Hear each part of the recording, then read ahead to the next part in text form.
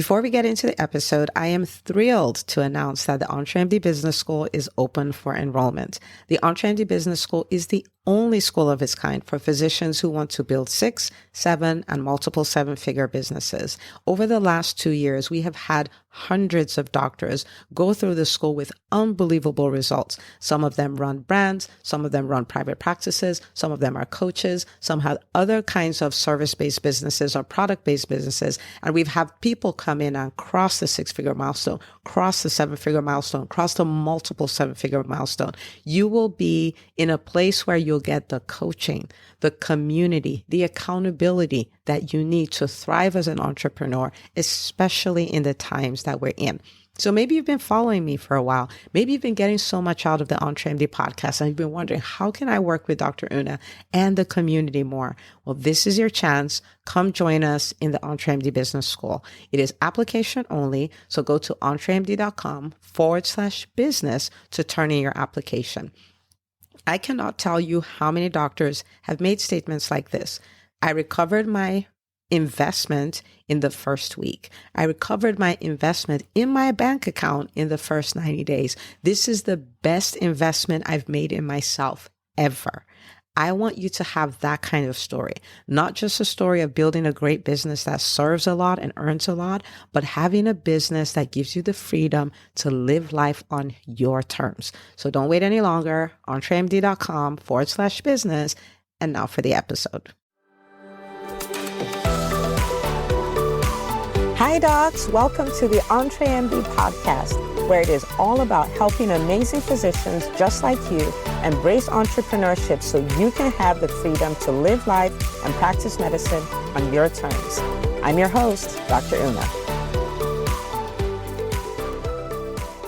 Well, welcome everybody to another awesome episode of the EntreMD podcast. I'm super stoked because I have a very good friend of mine and client, Dr. Chiagozie Fawole, and she is the big boss of all things real estate for physicians. So we're going to be talking about her journey as an entrepreneur and get to learn more about what she does. So welcome to the show, Doc. Hey, thanks. Really excited. I'm excited for you. All right. So I want you to take a moment and introduce yourself to the listeners. Let them know all the amazing stuff you do, where you're from, about your lovely kids, whole 9 yards. Okay.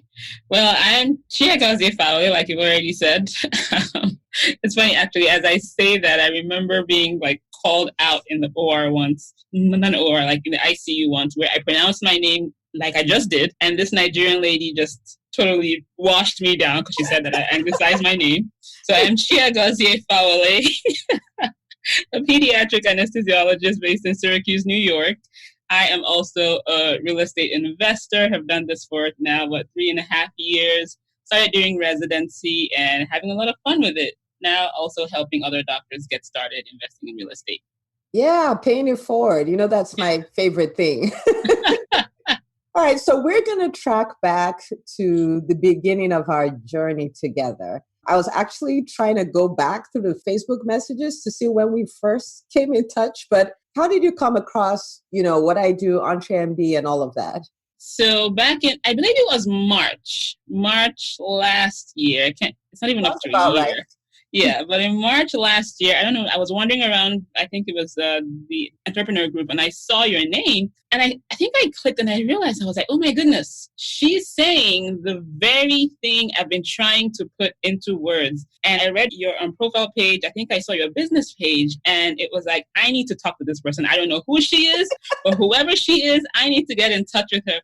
So I remember that night, I remember exactly where I was. I think I was in my closet, actually. I sent you a message right there and then. I was like, I need to connect with you because I like what you're doing and we have to connect. And you actually answered. And I think it was a week or two later, we actually spoke on the phone. Yeah. And I remember I was walking through one of our properties then, and we were having a conversation talking about doctors that had been fired, talking about how doctors had to kind of have a plan in place. And I'm like, I don't know, whatever she's doing, I need to connect with her somehow because clearly someone else is seeing what I'm seeing. That was it. That's less than a year ago. I can't even imagine it's been just that. Yeah, it is less than a year, actually, at the time of this. Isn't that crazy? Yeah. It feels like longer. But what the audience doesn't know is that we didn't compare notes with this. So I'm listening to this just like everybody else is. And I remember getting your Facebook message and I was like, oh yeah, of course I want to get on the phone with her. And we had that conversation and, that was just the beginning of everything. So that was March. Mm-hmm. And then in June was when we had our very first EntreMD Live, our first big live event. Yeah. So you flew from Syracuse, to come to EntreMD Live. So what was behind that thought process? Like what made you leave the kids, the job, the weekend you could have been sleeping, to come to that event? So remember I said with our very first conversation, I knew that anything you were doing, I needed to be somewhat in some way or the other connected. Okay. And when I saw you were doing the EntreMD events, it was something that I had already, like I said, kind of had it in my mind, but you had put it into words and actually put a platform around it. So I'm like, you know what? Just go ahead and support it. You learn something, you meet people, whatever, just go. And it also was an opportunity for me to get to connect with other doctors who were going to be hearing the same message. Because up to that point, I had been in a lot of entrepreneurial groups, but the one issue I had was I felt like they didn't quite get me, okay? Like in some of the groups, which I loved and had gotten a lot of value from, they'll have events at like 10 a.m. on a work day. I'm like, clearly I'm not this person's ideal client, because if it were the case, they wouldn't put something at a time when I'm supposed to be in the OR. So that was something that I felt I was lacking, and I needed to find a community, find a tribe, a group of people that would actually understand what I meant when I said, you can't just invite me for something a month in advance, because that just wouldn't work. Yeah. Yeah. And I find it interesting that you say that, because I think with entrepreneurship, it can be a really lonely journey. Sometimes even when you're with other entrepreneurs, you really need to kind of be around entrepreneurs that are like you, because sometimes I have some thoughts and ideas and stuff, and I'm like, this is absolutely crazy. But then I have a group of people who are like, it's not crazy, it's so cool. Those are my people, you know what I mean? And I find it interesting that you say that. And for me, even with the EntreMD platform, that's one of the biggest things I get out of it, because I have this place where I can be my authentic self. I can embrace my dreams as valid and just chase them down, even though to somebody else, they may look like, what in the world are you doing? Right. So that's pretty cool. So for that event, what are some of the things that could have stopped you from coming? Because I'm sure you had some narrative in your mind as to, what are you doing? And how did you overcome that to come? Well, the first one was the distance. It was, coming from Syracuse, I had to actually buy a flight for something that I think we had that one conversation, and then we had one coaching call, which was really right up to, but like I said, I knew exactly what I wanted, in that I knew I needed the connection and community. And so I felt, if I'm off that weekend, so I checked and I was off, I figured that was all I needed to make that decision. So what could have stopped me? Well, scheduling issues. And honestly, if I wasn't off that weekend, it would have been one more hurdle to go over, but I was off. For me, the plane ticket was nothing. The event itself was, that first one was, the price was really nothing for the value that I was anticipating. So nice. Yeah. Nice. So if you were working this weekend for EntreMD Live, would you take it off? Oh, good question. Actually, based on what I know now, oh yeah, I will. I would try to rearrange things the best I can. Like figure it out. Yeah, just do what I can to try to rearrange it. And I know this year, once I heard of the date, I put my vacation that weekend. So you don't want to tell any stories. Hey, we plan these things a year out, so I knew about it a year in advance. I'm like, all right, you have no excuse. you have no excuse. So tell me about your experience in the first one, so the one for last year. So that one thing that I really got from that weekend, and I don't think I've said this anywhere else, was watching your own business grow during that event. That's what that did for me. Because up to that point, I had seen other people do it. I had seen other entrepreneurs do it. And somehow I could see myself in you doing what you did that weekend. Nice. And I walked away thinking, yep, she can do it. I could definitely do it too. Yes, I like that. I've never heard you say that. I haven't.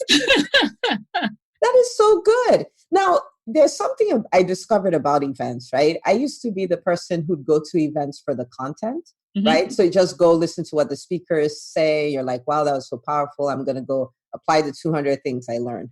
But then there's over the years, I learned to attend events differently. So I'm so glad this came up. And I look at it in 3 parts. I'm like, one part is the content. Of course, when you go, you have to get the content piece out of it.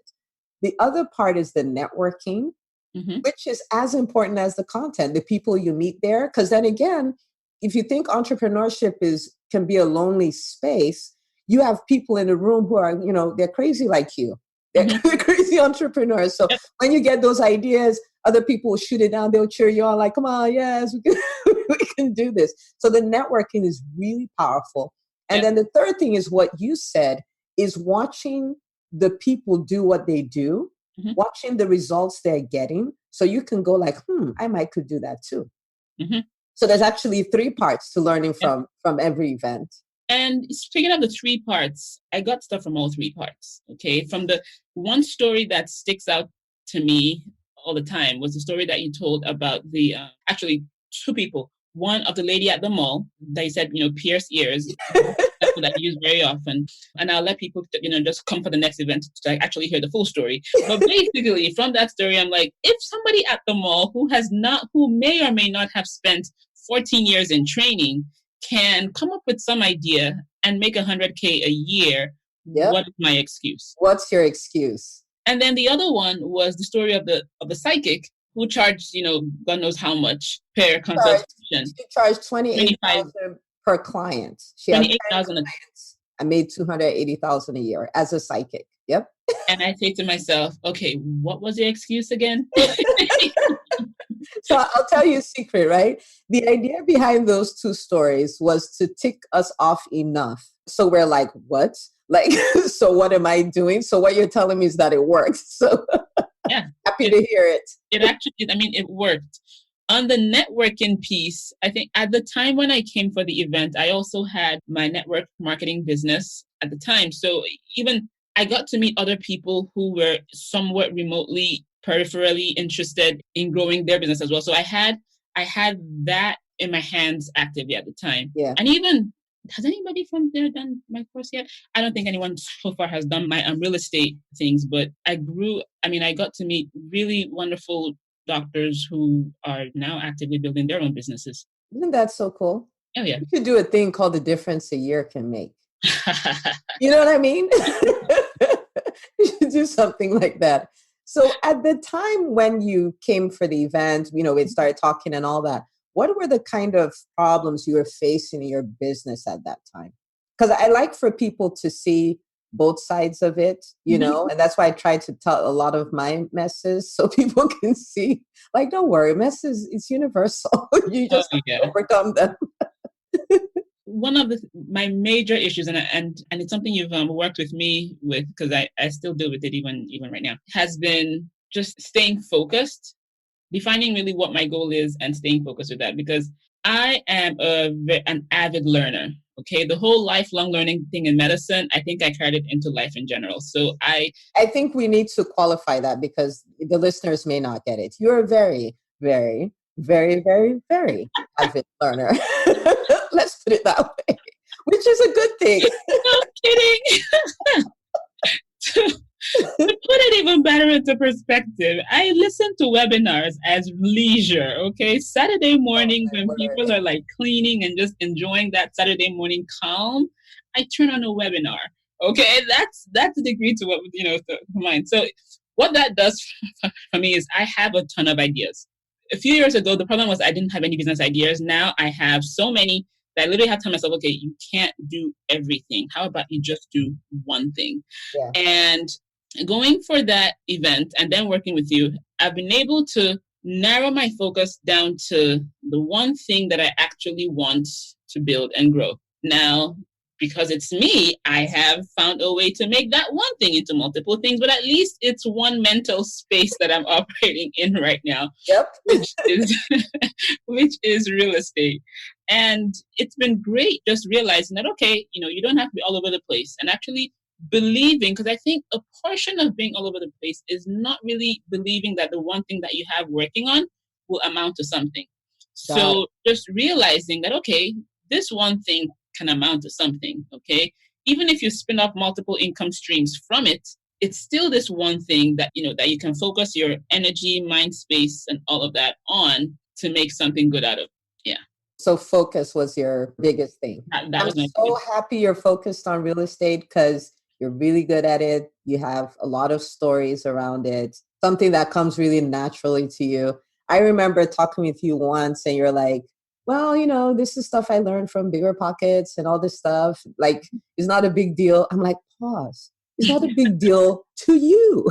You don't want to listen to Bigger Pockets. I mean, like, I'm not knocking the podcast. Do you understand what I'm saying? Like, we don't want to glean all that information from 100 episodes. We want you to come say, this is the way it works. Do this, do this, do this, and I'll see you next week. That's all we want. So it's so easy. It comes so naturally to you because that's your gifting. I can't tell you how many times on coaching calls that clients have literally started laughing out loud. Like, how does your mind work like that? Like, how did you just come up with this idea? I've been dealing with this issue and you're just going to say it like that? And I'm like, I'm in my lane. You know what I mean? Yeah. So real estate is your lane. So I just love to see you shine there. I think a lot of entrepreneurs deal with this as well. There's that imposter syndrome, feeling that, well, who am I to teach these people how to get started investing in real estate? It's just like, can't they just go, like you said? But in motion, in getting things done, now I'm realizing that no, they can't just go to Bigger Pockets. They can't just, yes, they can go and learn the information, but where the value comes in is in the real life experience that I keep them from making newbie mistakes, where you know just enough to make a whopping mistake. Yep, a very expensive mistake. Very expensive. Expensive mistake. And sometimes, I think, like you said, we all deal with that to an extent. And then sometimes we compare ourselves to others. Like, okay, I'm talking about real estate, but there are people like, Bigger Pockets and the millennial real estate investor, all these people who are doing big things. What do I have to offer? Right? And someone told me that. I said, yeah, but I'm a business coach. So is Tony Robbins. What do I do? Quit? You know what I'm saying? Yes. But the bottom line is this. The way the world is designed, everybody is supposed to help somebody who is in an experience that they've come out of. Right? So if you think about it, you have two daughters, right? I have 4 kids. When I had baby number 3, guess who was going to get the diapers for me? Baby number 1, right? Yeah. Guess who was going to get the formula? Baby number 1. Guess who could keep an eye on the baby so I can run and go pee? Baby number 1. Now, she could have said, well, I'm not old enough to have a child or care for a child or breastfeed a child, so I'm not going to do anything. I'm going to let mommy do it. That's not the way that works, So it's almost like own your lane and help the people that are your people, right? Yeah. We're going to talk a bit more about real estate in a sec because I love your story. It's just too good. Absolutely love it. So after EntreMD Live, which was June of last year, then we got to work together in the Freedom Formula Masterclass, which started right afterwards. So this is a 12-week masterclass, and we're doing all the things that make entrepreneurs nervous. So it's literally like mental toughness, how to do the math of business, speaking, Facebook Lives, setting up a referral system, focus, staying in motion. And it was, I'll let you talk about it. But what was your experience like with it? What Freedom Formula Masterclass did for me was helping me realize that if I was serious about building this coaching side of my business, that I needed to actually set goals for it. I remember one of the months you asked what our numbers were for the month, and I had some like huge flamboyant numbers, and you were like, what was last month's number? And I gave you what it was. And it was like, okay, like, can we make this a little more realistic? And that alone made me to start to set goals that were realistic enough that I could then work towards. Yeah.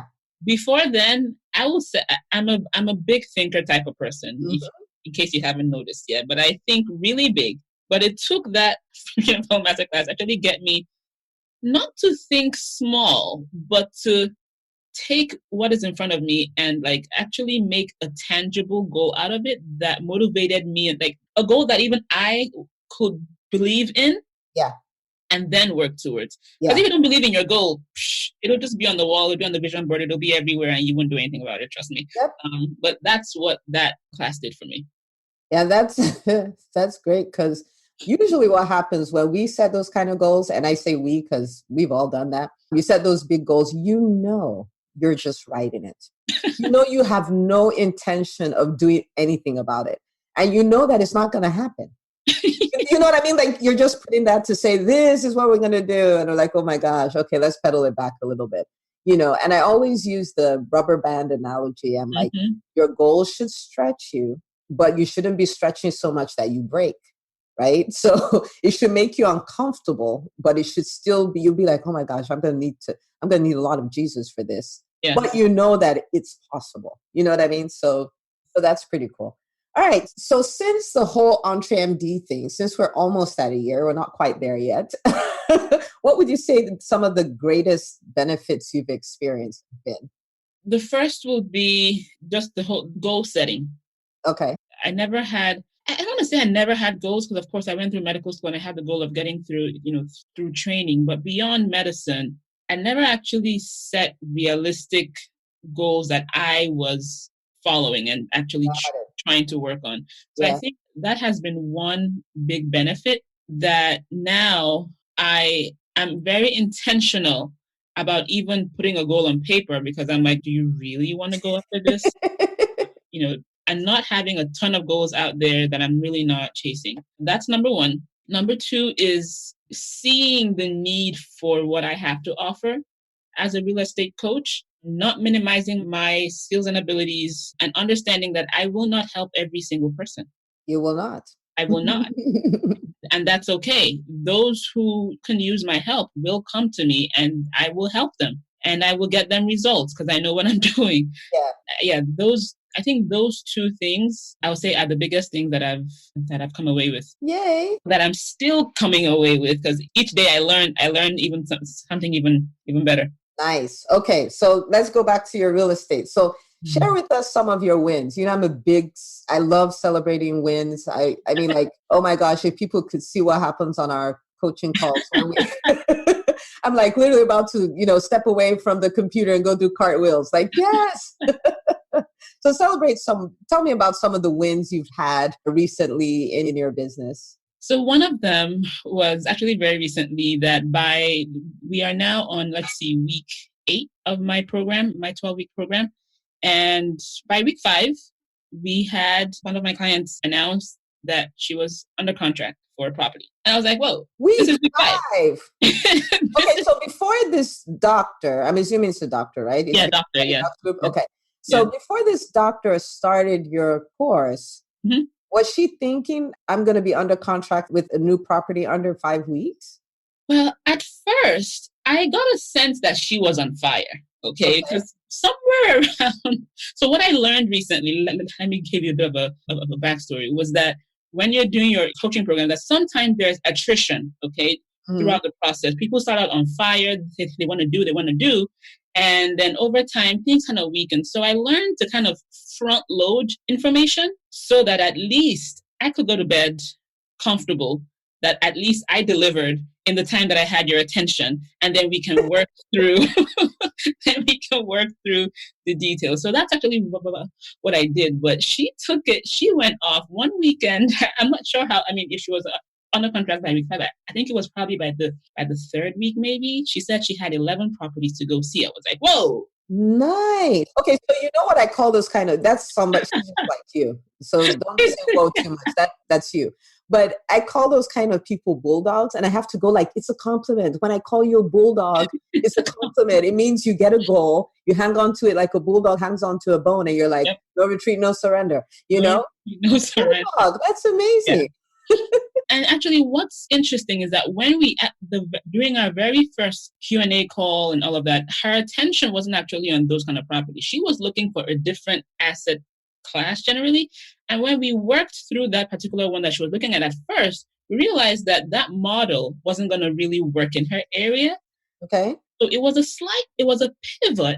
Okay. But she went with that pivot really fast and got a property under contract very quickly. So let me interrupt you real quick, because you mentioned something that's really powerful. One of the things that a great coach will do for you is they will help you see the end from the beginning.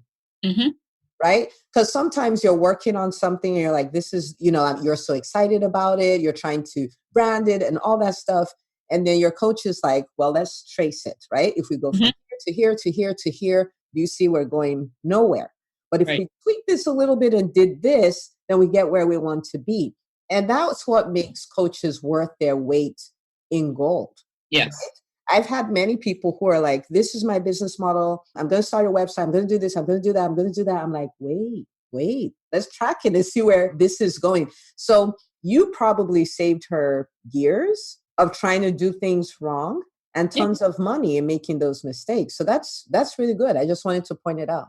Oh, absolutely. Absolutely. And that was a statement that she made after she went on a contract. She said, okay, now we go figure out the funding. And I said, yes, I have so replicated myself. I have replicated myself. And that is not the goal, but I could see myself in exactly what she was doing. Because very often that's what I do myself. I'm like, you know what? I see a good deal. I go for it. And then I figure out the funding. And for some people, they'll say, wait, no, that's crazy. That's not how to do real estate. Well, no. When you learn that the funding doesn't stop, is the one thing that shouldn't stop you from doing a good deal. Yeah. You learn to actually just go make offers. So she's a true entrepreneur. Jump off the cliff and go like, all right, let's build the plane on the way down.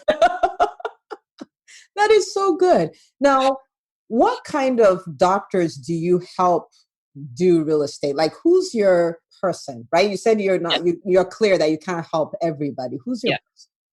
So my person is that physician. And the way I kind of picture this person in my mind is someone, probably like someone like me, okay? Where you kind of come to terms with the fact that, okay, medicine is great, but I need to find something that will make me money without me necessarily having to show up every single day. Right. And you're not necessarily under fire to like quit your job next month, but you want to build something over time that can ultimately maybe even replace your income. And you want to have control over your asset. So you can be a passive investor in real estate. That's fine. That's perfectly fine. But I generally help people who want to know enough about doing the deals that even if they chose to be passive in their investments, they know enough about how the deals work to not get swindled. They know enough about how the deals work that they could have done that deal themselves if they found a deal. Right. Okay, so generally I lean towards being a more active investor, but I empower those who want to be passive investors so that they're passive investors by choice and not by circumstance. Not by ignorance. Right.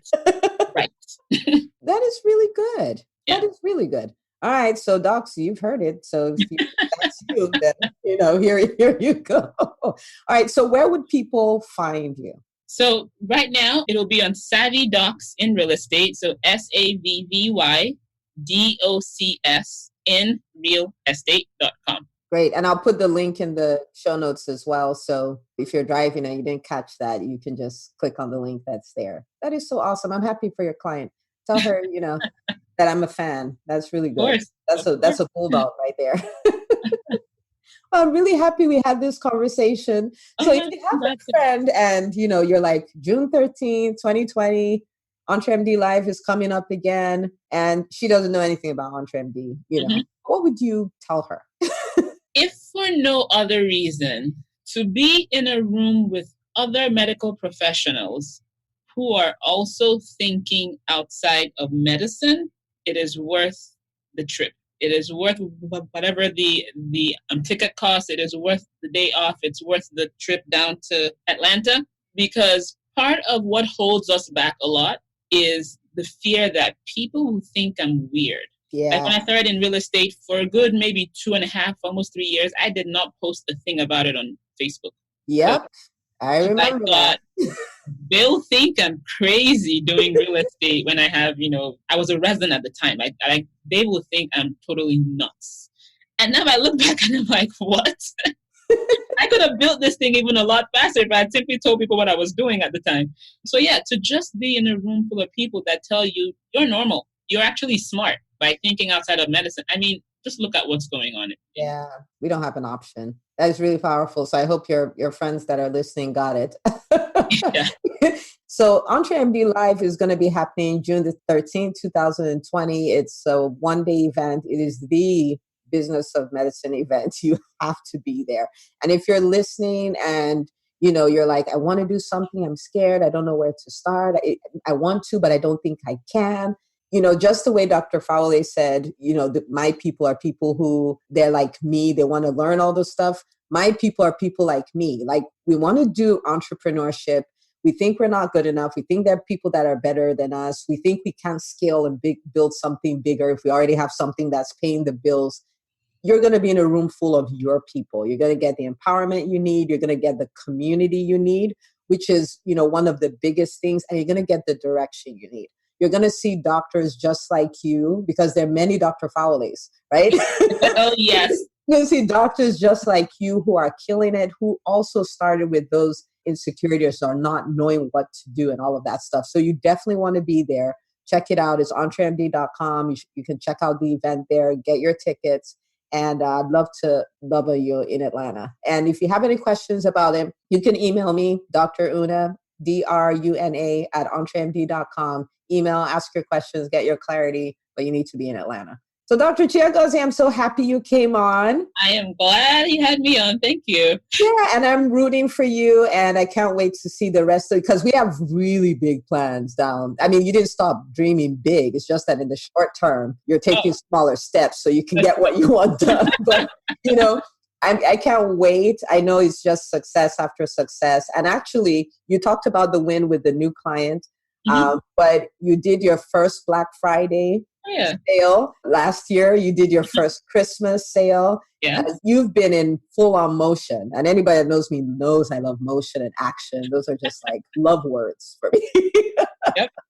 So thank you so much for coming on here. I'll put all your links in the show notes so people can connect with you. And we'll continue what we do in the group. Yeah. Thanks for having me on. My pleasure. If you love this podcast, please take a moment to subscribe, share, and review it on iTunes. As you go about your week, remember, you're not just an MD, you're an EntreMD. Don't forget to tune in next week for another great episode. Until next time.